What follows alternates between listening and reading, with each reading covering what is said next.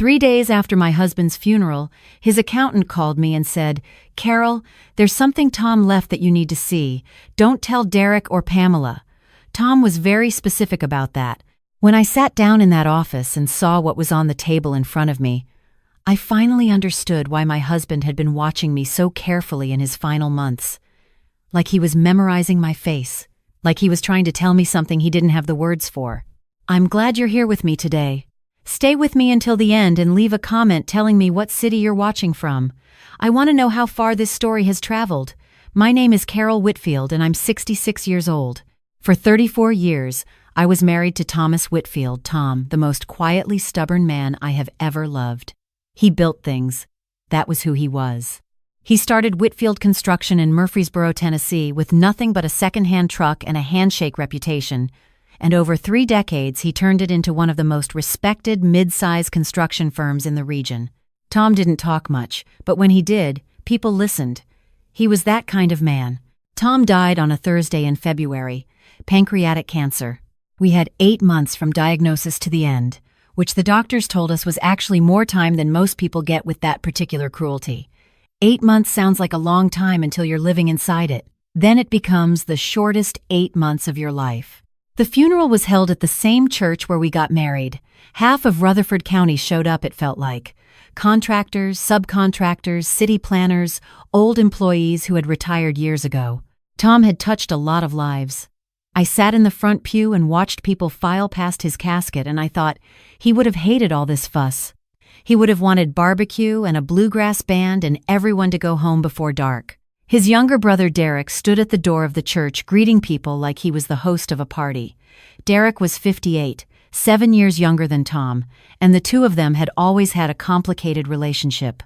Tom loved his brother the way you love something you've grown up with, out of habit and history rather than true understanding. Derek had worked at Whitfield Construction for 12 years, handling contracts and client relationships. He was charming in a way that Tom never was, smooth where Tom was rough, quick with a laugh where Tom was slow with words. Derek's wife Pamela had her arm around me for most of the service, murmuring things in my ear. "You need to eat something, Carol. You look pale, honey. Don't worry about a thing. We're going to take care of everything."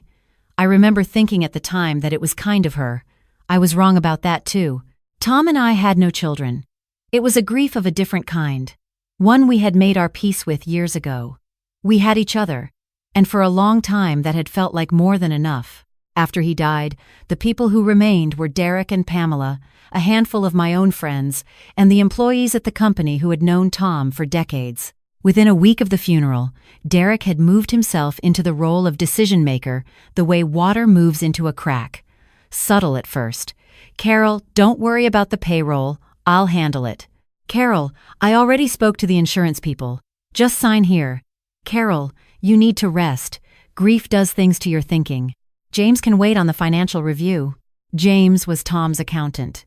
James Pruitt, who had managed the books at Whitfield Construction for 18 years. I had always liked James.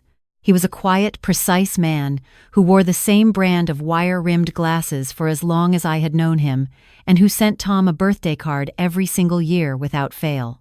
I had called James twice in the week after Tom died to ask about the company accounts, and both times Derek had intercepted somehow, either calling James himself first or walking into the room while I was on the phone with that patient, concerned expression on his face.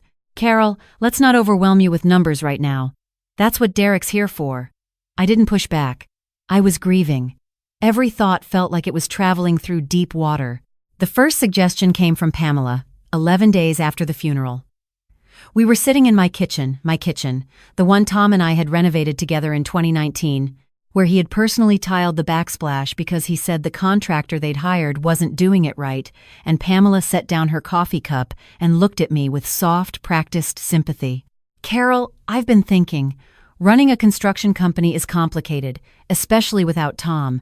It might be time to consider selling." I looked at her. "Tom spent 34 years building that company, and it's worth a lot of money because of that. Derek thinks we could get maybe $3.5 million for it. You'd be set for life. You wouldn't have to worry about anything." Tom never wanted to sell. Pamela tilted her head slightly. "Tom's not here anymore, sweetheart. I didn't say anything else, but something cold settled in my chest and stayed there. The suggestions about the house came a few days later. It was Derek this time, sitting across from me at the dining room table with a folder of papers I hadn't asked to see. "I've been going over things," he said, "and I'm worried about you here alone. This is a big house, Carol, and the property taxes on 2.5 acres aren't cheap." He paused. "There's a wonderful, active senior community out toward Smyrna. Garden homes, all on one level. Very safe, lots of events." I stared at him. "I'm altmischalte, Derek, not doxanalte." "Of course." He smiled. "But after what happened last week with the car—" "What about the car? You scraped the mailbox backing out. Don't you remember? You mentioned it to Pamela. I had scraped the mailbox. It was a minor thing, the kind of thing that happens when your mind is heavy with grief. I hadn't thought anything of it. Now I was being asked if I remembered it, in a tone that suggested maybe I didn't remember things very well anymore. "My driving is fine, Derek." "Of course it is." His tone said something different. Over the following 2 weeks, I began noticing small things. My reading glasses were never where I left them. An appointment with my doctor was rescheduled, but I only found out when I arrived and the receptionist looked at me strangely. A letter from the company's insurance provider disappeared off my desk and reappeared 3 days later on the kitchen counter. Each time, Pamela had a gentle explanation. "You probably moved it yourself, Carol. You've been so scattered lately. The doctor's office called and you must have forgotten stress does that." I was starting to believe them. That was the worst part. I had been a sharp woman my entire life, quick with numbers, good with details, the one who remembered names at parties and tracked every household bill down to the cent. Now I was standing in my own kitchen wondering if I had imagined putting my keys on the hook by the door. The phone call from James came on a Tuesday morning when Derek and Pamela had gone to their own home for the first time in 2 weeks. I almost didn't answer because the caller ID just said Pruitt Financial and I was exhausted. "Carol," James said, "I'm very glad I caught you. I need you to come to my office. There's something Tom left in my care that I'm required to give you directly and in person. Not by email, not over the phone, in person." Something in his voice made me sit up straighter. What kind of something? I can't explain on the phone. But Carol and I need you to hear this clearly. Please don't mention this call to Derek or Pamela. Tom was emphatic about that. Those were his exact words to me. Emphatic. My heart was beating in my ears. "James, you're scaring me." "I know, I'm sorry. Can you come tomorrow at 10? I told Derek and Pamela I was having lunch with my friend Ruth. Pamela offered to drive me. She had been offering to drive me a lot lately, I realized, ever since the mailbox. "I'm fine," I said. "I'll take myself." Derek frowned in that careful, concerned way. "Are you sure? Your depth perception." "I'll take myself," I said again, and walked out before either of them could respond. James Pruitt's office was in a cream-colored brick building downtown that smelled of carpet cleaner and old paper. He met me at the door himself, which he had never done before, and led me to his private office and closed the door behind us. On his desk was a sealed envelope with my name on it in Tom's handwriting, that blunt, architectural print he had, the kind of handwriting that looked like a man who drew blueprints for fun, and beside it, a small silver flash drive. "Before I give you these," James said, "I need to tell you something. About 8 months ago, right after Tom's diagnosis, he came to me alone. He asked me to hold these items and only give them to you if, within 60 days of his death, Derek or Pamela attempted to alter your financial arrangements, pushed to sell the company, or took any steps to question your mental capacity." I heard myself say, from somewhere far away, "What?" James looked at me steadily over his glasses. 4 days ago, Derek came to this office. He asked about Tom's will, about the structure of the company's ownership transfer, and about your power of attorney status. He also asked, James paused and pressed his lips together briefly, whether there was any process for having a surviving spouse's financial decision-making capacity reviewed. He said he was concerned about you, that you'd been showing signs of confusion, memory issues. The room was very quiet. I could hear the heating vent. He was asking how to have me declared incompetent. He was asking about the process, James said carefully. He didn't use those exact words, but yes, that's what he was asking. I thought about my missing glasses. my rescheduled doctor's appointment.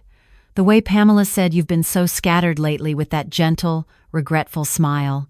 The mailbox, the keys, all the small things that had been adding up into a picture of a woman losing her grip. Tom knew, I said. Tom suspected. And then Tom confirmed, James said. He spent his last 8 months documenting. That was Tom. There was something in his voice that was grief and admiration tangled together. He didn't tell you because he didn't have proof yet, and he didn't want to cause you pain without proof. That was what he said to me. Those exact words. I don't want to cause her pain without proof. I opened the envelope with hands that weren't entirely steady. The letter inside was 2 pages in Tom's blunt print. I want to share it with you the way I experienced it. Reading it in James's office, with the February light coming through the window and Tom's absence so total it was like a physical presence in the room. Carol, if you're reading this, then I did it wrong. I should have told you. I kept thinking there would be more time and there wasn't. I'm sorry for that. Here is what I know. Derek has been stealing from the company. Not dramatically, not all at once, but steadily for at least 4 years. I started noticing discrepancies in the contract accounts 18 months ago, and I hired an outside firm to audit quietly. The number is somewhere between $280,000 and $320,000, possibly more, depending on what's buried in the subcontractor invoices. James has the full audit report. There are also 2 supplier relationships Derek created that don't exist shell companies. The money ran through them and back to him. I confronted Derek 6 months ago. I told him I had proof and that I was going to give him the chance to make it right or I would involve the police. He cried. He said Pamela had pressured him, that they had debts from a real estate deal that went bad, that he never meant for it to go this far. I wanted to believe him. He's my brother. I gave him 90 days to come up with a repayment plan. Instead of repaying anything, he began working on you. That's when the gaslighting started. I watched it. I watched Pamela move your things and give you wrong information and suggest to anyone who would listen that you'd been forgetful and confused. I realized too late what they were doing. They needed you, declared incompetent, so they could take control of the company and the assets before the theft was ever discovered. With you out of the way, the audit disappears. The shell companies disappear. Everything disappears into Derek's hands and eventually into Derek's pockets. I am so sorry, my love. I spent my life building things to leave you. I did not want my brother to be one of the things I left you to deal with.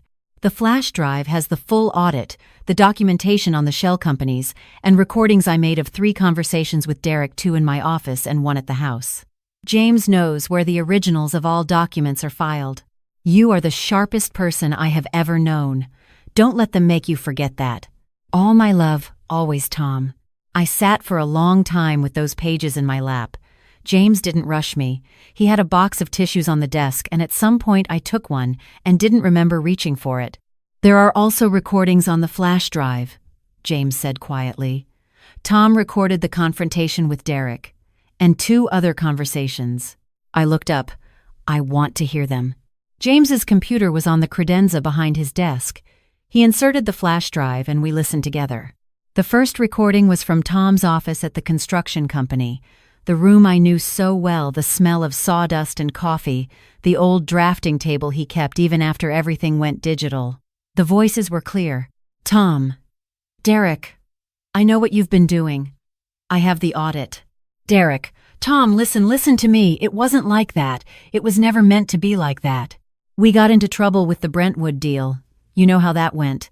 And I just needed to bridge the gap. I always intended to pay it back. Tom, shell companies, Derek. That's not borrowing from family. That's fraud.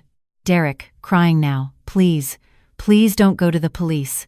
Pamela doesn't know everything. She only knows we borrowed a little, Tom. I'm your brother. Please.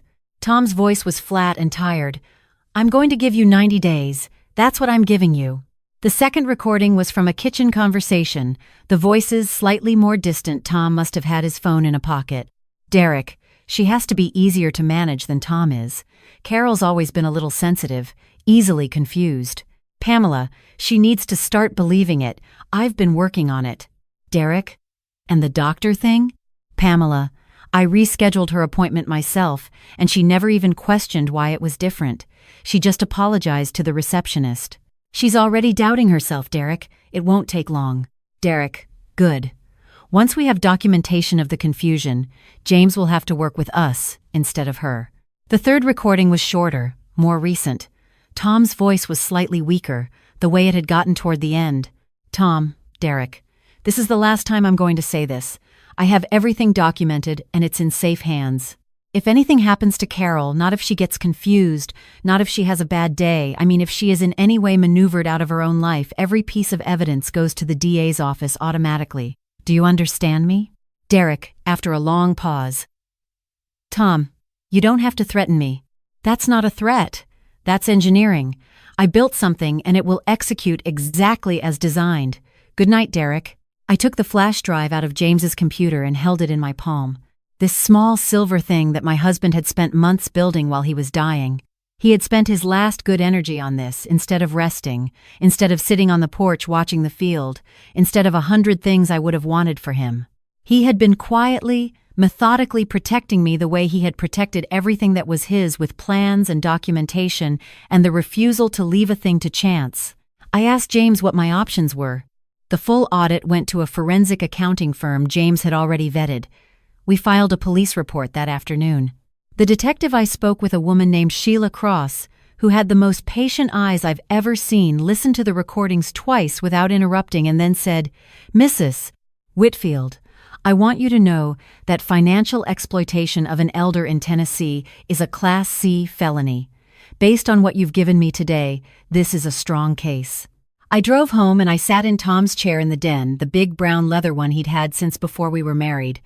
The one I had threatened to throw out 100 times and secretly loved, and I thought about what I was going to do next. Derek called at 7 that evening. I didn't answer. He called twice more. Then Pamela texted, Carol, honey, are you okay? We haven't heard from you all day. We're worried. I put the phone face down and went to bed and slept better than I had since before Tom died.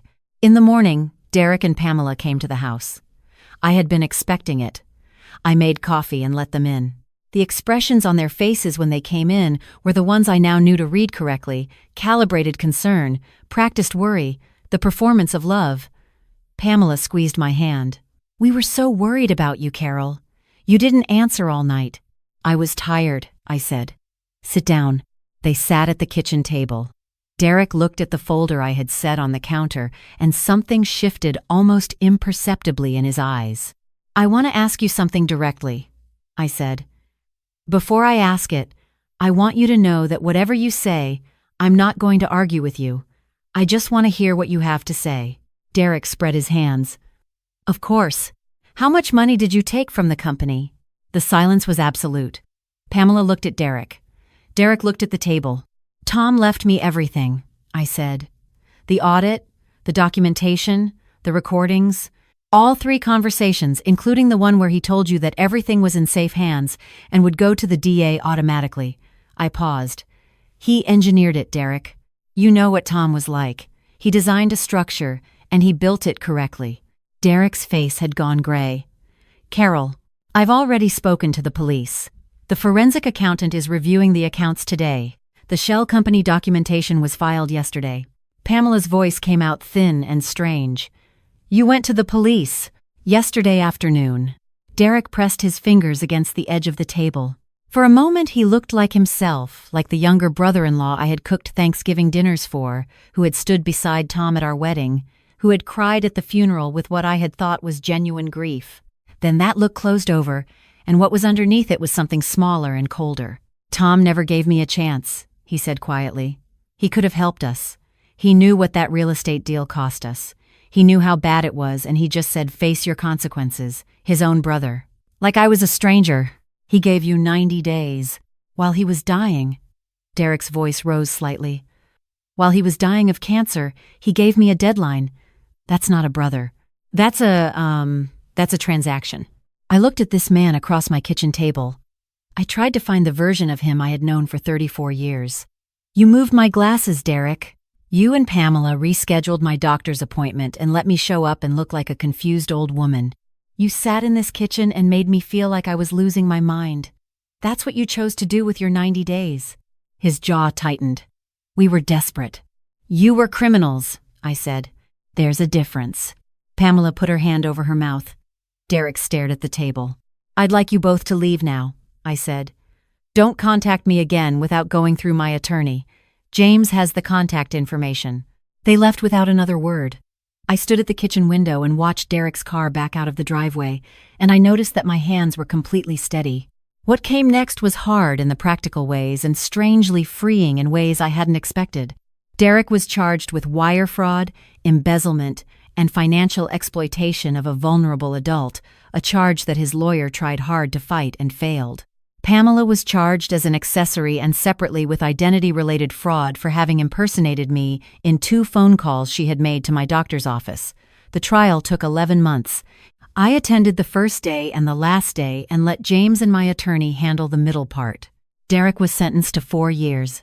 Pamela received 2 years plus probation. His lawyer appealed and lost. I kept the company. That surprised some people, I think. Tom had built it, and I wasn't going to sell it to settle someone else's debts. I hired a general manager, a woman named Terry, who had been with the company for 16 years and knew every contract and subcontractor better than Derek ever had, and I moved into an oversight role. I show up twice a week. I know the accounts. I ask questions. No one moves a number without me knowing about it. I did not sell the house. I planted a vegetable garden in the south field that Tom had always said would get too much afternoon sun.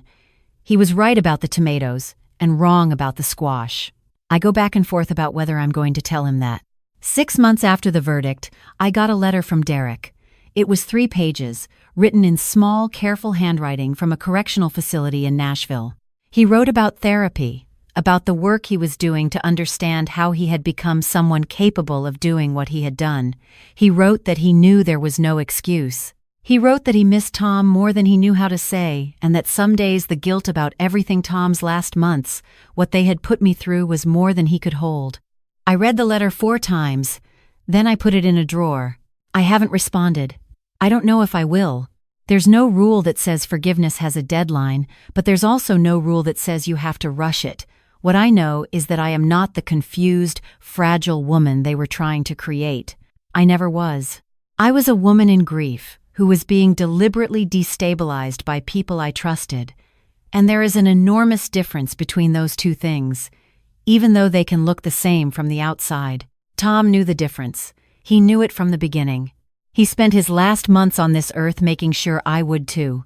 I think about something he said to me once, early in our marriage, when a deal fell apart badly and he had to let 3 people go and restructure everything from the ground up. He said, "The worst thing you can do with a bad structure is try to work around it instead of tearing it out and starting clean. It costs you more in the end to pretend it's holding than to admit it was wrong from the start." I tore it out. I started clean. It cost me, in the ways that losses always cost you. But the structure that's left is sound. He taught me how to read a foundation. He spent 34 years teaching me, and then one last time from beyond it, he made sure I remembered what he'd taught. Every evening I sit on the back porch of the house that belongs to me, that has always belonged to me, and I drink my coffee, and I watch the field turn dark at the edges first, and then slowly at the center, and I know what Tom would say if he were sitting beside me. He'd say something practical and right about the fence line or the drainage on the south side, and after a while, when the quiet had done its work, he'd reach over without looking up from the field and take my hand. That's what I hold on to. Not the betrayal. Not the loss of someone I thought I knew. Those things happened and they are real, and I don't pretend they didn't leave marks. But what's more real, what's larger and more permanent, is this. I was loved carefully. I was protected completely. By a man who didn't have enough time left and used every hour of it building something to keep me safe. Not everyone gets that kind of love. I know that now in a way I didn't before. I got the truth. I kept my home. And I got to find out, when it mattered most, exactly who my husband was. That is worth everything it cost. If you listened to my story all the way to the end, drop a number 1 in the comments. And if something I shared today resonated with you, please like this video and share it with someone who might need to hear it. I have more stories on this channel, so make sure to subscribe. I've put 2 more up on the screen right now that a lot of people have been connecting with. Thank you so much for being here with me today. I'll see you in the next one.